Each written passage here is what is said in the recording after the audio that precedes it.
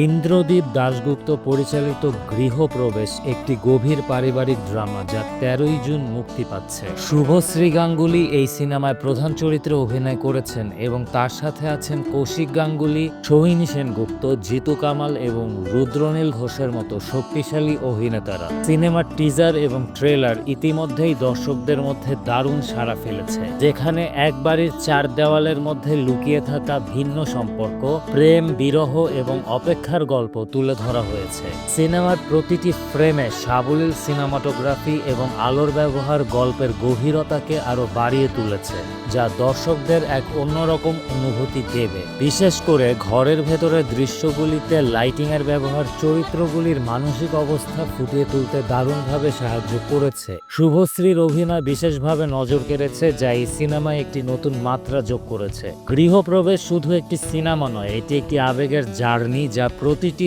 দর্শককে তাদের নিজেদের সম্পর্কের গভীরে নিয়ে যাবে। পারিবারিক সম্পর্কের জটিলতা এবং ভালোবাসার এক অন্যরকম বুনট দেখতে চাইলে গৃহপ্রবেশ অবশ্যই আপনার পছন্দের তালিকায় থাকবে।